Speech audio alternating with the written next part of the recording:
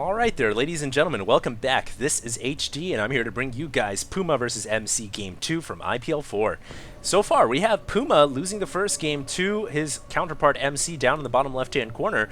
In the first game, that was a back-and-forth slogfest, if you will, with MC starting off with a lot of aggression, and that's not what you usually see in Protoss versus Terran. Typically, Protoss versus Terran is Terran applying aggression on Protoss, trying to, chuck a wrench in the machinery, try to stop and slow down, try to snare the Protoss before they can get up to too many bases and go into the late game. But what MC did was took initiative and said, I'm going to attack you, Puma. I'm going to dictate the pace of this game, and it worked out really, really well. He had a couple of bungles during the whole process, but all in all, I think actually it was Puma bungling more than MC.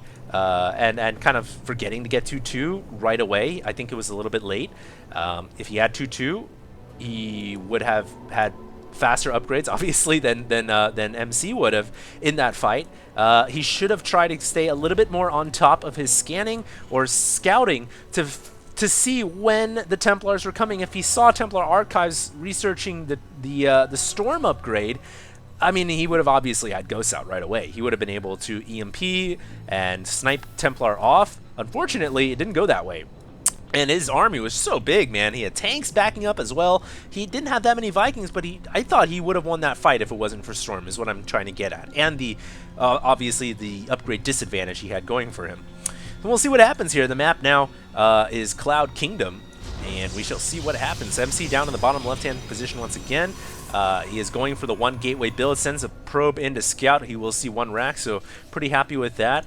That Puma didn't go, command center first or anything like that. It's usually typical that Protoss and Terran get a gate or barracks first, unless it's a super long distance map. I've seen some Protoss and Terrans get Nexus or command center first on this map, but it can be risky to early aggression. And Puma now going to go down to the... Oh! Ha ha! Tries to block the probe off just for extra annoyances, and actually there was a plan behind that because that allowed him to get his Marine out. Unfortunately, he was not fast enough to get the probe. Kind of like the old Wild West out here, whoever gets fastest the fastest draw to the gun. Unfortunately, the Marine was not out in time, could not pull the gun out of its holster, and if it had just been a second, just a tick faster, he might have been able to kill off that probe. Unfortunately, the probe is allowed to run back home. A grace there for MC. And right now, MC just going right into, well, he's only got one gas mining right now, but it seems like a similar build like last game. What MC typically does here in PvT is expend a little bit of his gas, expend a little bit of his Chrono Boost energy, not on economy, not on teching up, but on this initial gateway with the Zealot and Stalkers. He likes to kind of camp the front door a bit, apply a little aggression, hold a position, and then expand behind that. And that is the mantra in high-level StarCraft 2, I think I said that before, is not just to expand, you want to expand while attacking, because that guarantees your expansion is safe, and hey, who knows, you might be able to do some good damage at the front door as well. And that's what MC's trying to do right here. He is going to apply a little bit of pressure. We saw in the last game, he really backed it up with 3-gate Robo, and he did a huge timing attack, which actually did a lot of damage. And he gets the SCV. The other advantage of getting the Stalker out the front door, obviously, is it prevents SCVs from running out of the base. It keeps the Terran in the dark, and if the Terran wants any more additional knowledge, they have to invest 270 minerals. I say 270 minerals because that's the equivalent cost of a mule to ComSat.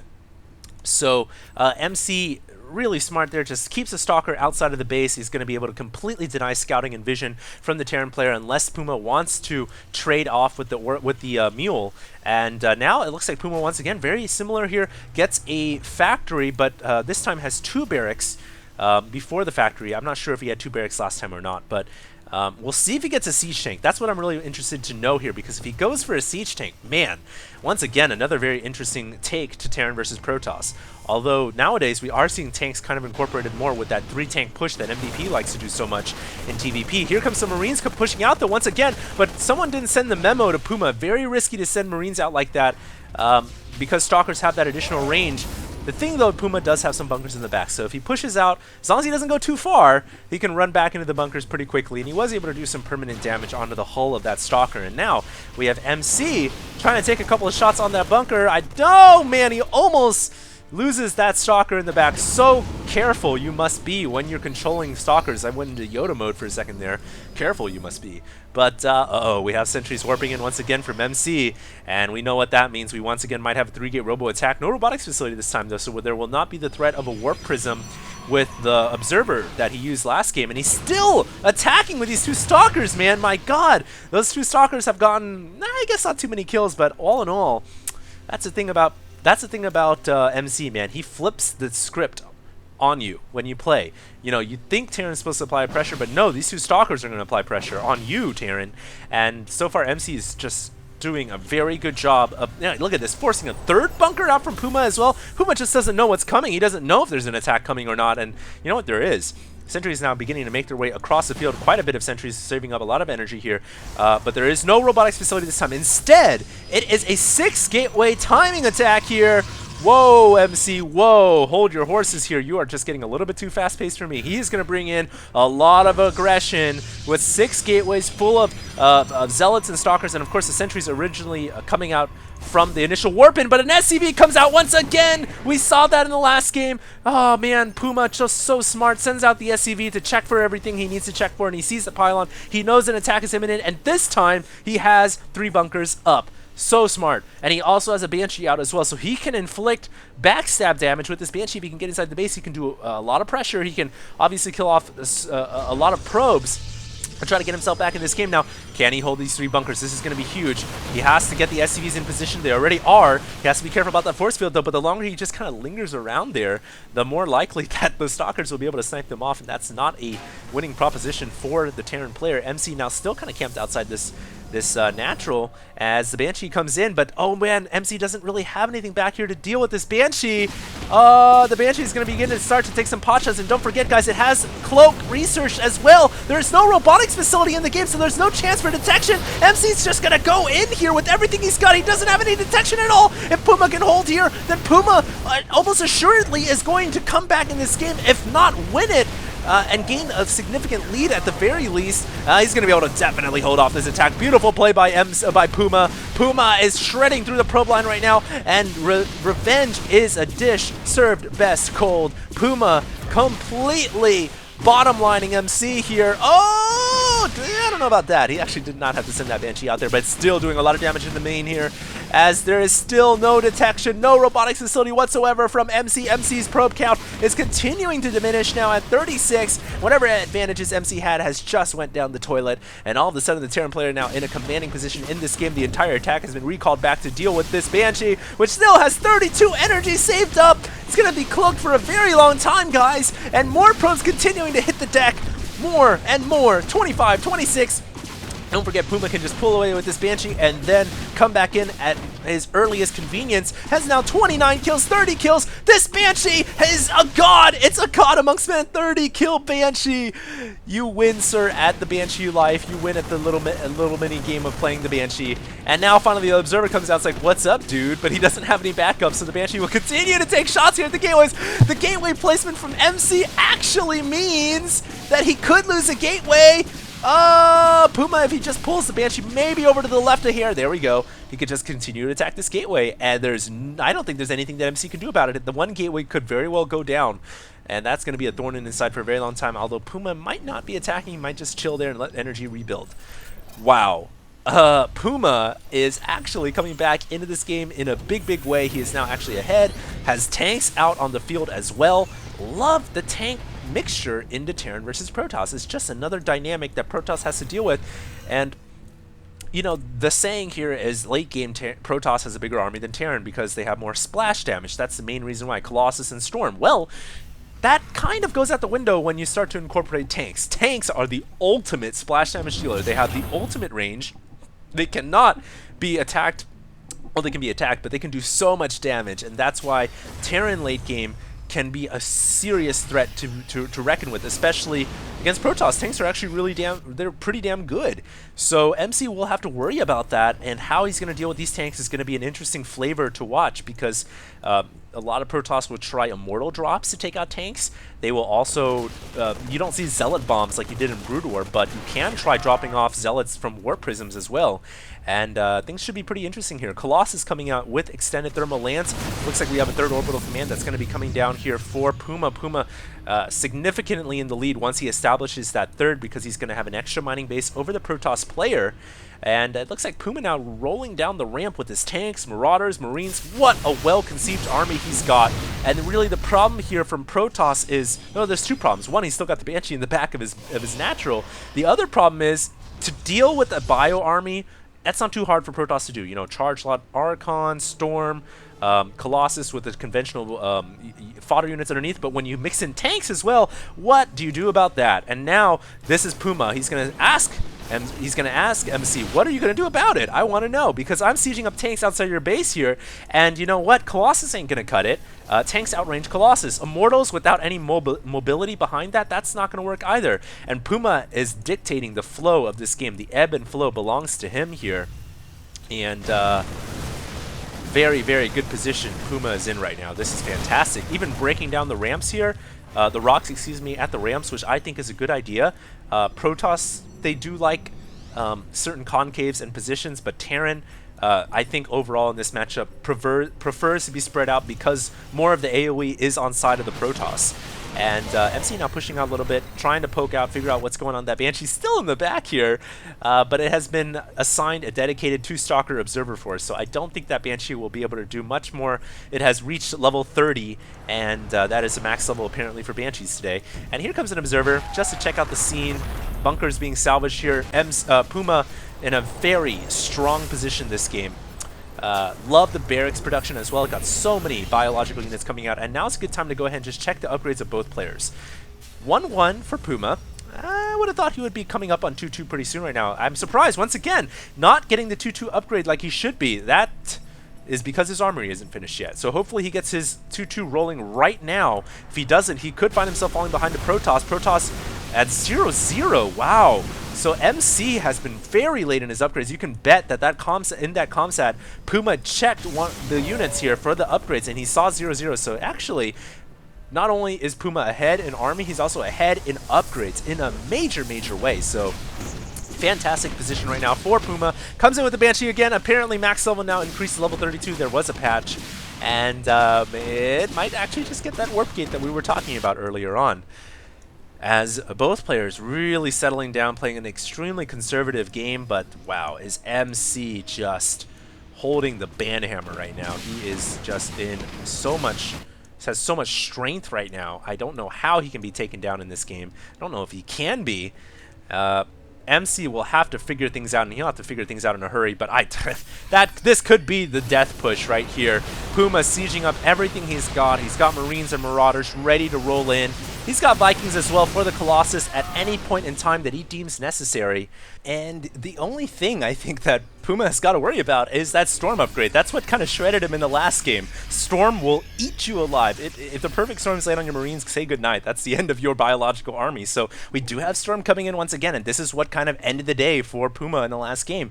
The Storm, the tech switching from Protoss, the constant ability to be able to kind of manipulate the game in that way is what can end a Terran day in a very bad way. So we'll see if Puma is prepared for that, because Storm is now finished, and he doesn't have any ghosts in his army. That could be a problem. Even though he has the upgrade advantage, even though he has a bigger army, he's got to be very careful here with that Storm. Now Storm has been revealed, sending in some Marauders to snipe the Templars down, because he knows Storm is his worst enemy right now. He can afford to trade a couple of Marauders away if he can kill off the Storms, and he actually did a good job there of killing off a couple. As the Warp Prism comes in here, sneak attack from MC, who is so behind right now. He's got to try to do something, but it gets shut down by the Vikings, so MC in trouble in so many more ways than one. He is so behind in the upgrades right now. He has 0 upgrades, still has 0. Unbelievable. Trying to get 1-1 right now, whereas the Terran player is finishing up 2-2. Terran player now getting a 4th base as well.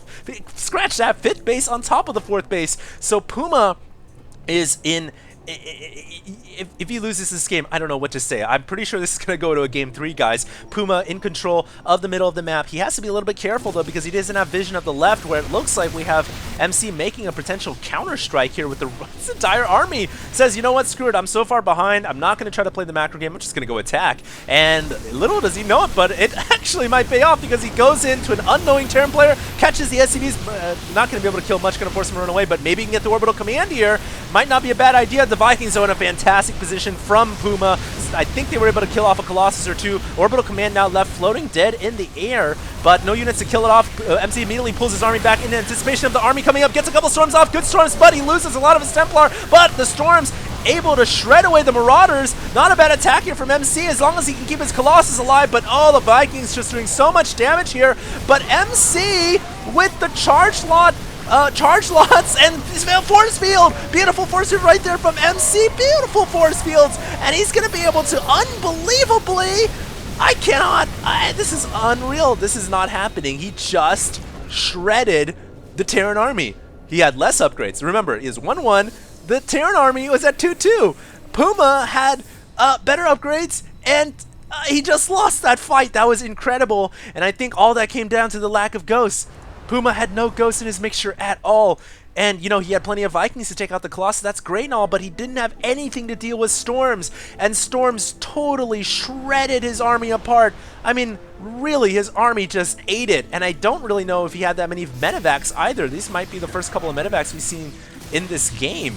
And, you know, lack of medevac support means you can't stim continuously, and Storm will eventually finish you off without healing from the skies. And now MC just kind of coming in here with everything he's got. MC here with an unbelievable comeback. This is just not happening right now. MC could actually attack through the bottom right, with the planetary fortress now coming up, so I don't think he will. Storms once again eating through the Marauders. There's only 2 medevacs up there. There's not enough medevac healage going on. No, the SCV's coming off the line. This is crazy. This is Sparta! MC is ripping through everything. Storm's whipping on the north side, but he is just getting so cost effective with this attack. Who cares if he's down in an upgrade? He has all the AoE in the world with Archons and Storms, and is still attacking through the front gates here. Finally, Ghosts making a cameo appearance, but the Ghosts were just there for a blip.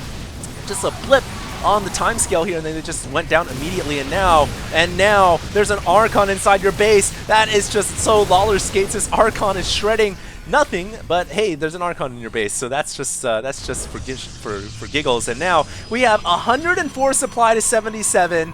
What a comeback by MC, just dropping mass chrono boost on his gateway, on his warp gates. He's got so many warp gates here, mass producing units in the middle of the map, and that Storm, Colossus, Archons, mass splash damage, totally catching Puma off guard. He didn't have ghosts in time, and once again, he's going to lose to the same, I think the same reason why he lost last game. I mean, if it wasn't for Storm, he should have won. He had better upgrades. He was way ahead. And it just doesn't, it just does not compute right now.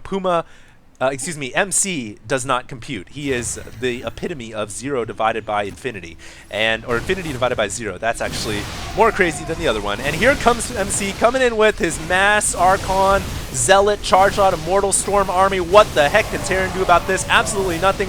Protoss for the win, and MC is going to kill off everything in his path. And unbelievable. That is going to be GG. Everything is just coming in, waltzing in right now into the Terran base. And GG calls Puma with MC going 2-0 in this best of 3. Wow. I am in shock. I do not believe just what just happened. How the heck did MC win that? This is impossible. Anyways, let's just see where things went south. Let's just go ahead and just look at, you know, how that battle just went from head to toe. Really, how the game went from head to toe. It was flipped upside down. Okay, so here we go. This is the attack coming in from MC, and just take a pause real quick so we can get a count on the army. But we can see MC not winning the army supply battle. He was actually trying to max out. He was pretty close, though, so that was one thing going okay for him, because his army was pretty close to the Terran size in terms of army value, but his upgrades were not quite there. And we can see right now at 0-0 across the board. About to finish 1-1, but likewise, Terran about to finish 2 armor to finish up with the 2 weapons already finished. So MC not looking too good here, but the counterattack, wow. it goes right into the orbital command, it forces it to lift off, and it doesn't kill off that many SCVs, but it does halt mining, which does hurt the Terran a little bit. So mining here has been halted, and everything runs away. Now, all in all, I actually thought Puma did a pretty good job here of escaping with his SCVs and his orbital, and he had a great position with the Vikings. This is magnificent. So he was able to pick off a Colossus right there, and things were looking pretty good for him. But here is the problem. He did have some medevacs, but they got feedbacked right away. That's one huge loss, and now he gets stormed on the way up, and he has the rest of the bio army on the ground, but without medevac support, this is the problem. He can't heal, he can't continuously stim, and when force field eventually comes out, he has no way to get out because he cannot evacuate with medevacs. And so what I guess really hurt him here overall was A, yeah, he didn't have Ghost for the Templars, and B, because he didn't have a way to deal with Templars and his small medevac count was defeated so easily, you know, he had no way to deal with anything. You have no medevacs and your bio is really, really bad. It has no staying power whatsoever. And I think one of the reasons why his medevac count was so low, obviously, was because he went for tanks. The reason why they're kind of unconventional is because they hinder your medevac count. And then if you go for tanks to start things off, then you've really got to make a choice when the Protoss goes Colossus. You can't go both Vikings and medevacs. You just cannot afford it. And so he didn't have enough medevacs for his army. So it all kind of came together at the end there, even though he had more bases, even though he had 2-2, even though he was way ahead. Puma just, I don't know, man, that was like a gut drop ball attack, and it worked. It was so crazy, but it worked. And I think I said I was going to just go ballistic if MC won this game. Well, I'm going to go do jumping jacks naked in front of my house right now. That's what I'm going to go do. This was insane. Insane. This was MC. I hope you guys enjoyed this cast, and have a great weekend, guys. I'll see you guys in the next video. I'm going to have a couple of Diablo 3 videos coming in the near future with me actually playing hardcore, which is of course the mode where you only have one life. A lot of interesting moments in my recordings on the stream, so I'll try to have those out coming for you guys very soon. What the heck were these SCVs doing? And yeah, I hope you guys enjoyed. This is HD, signing out.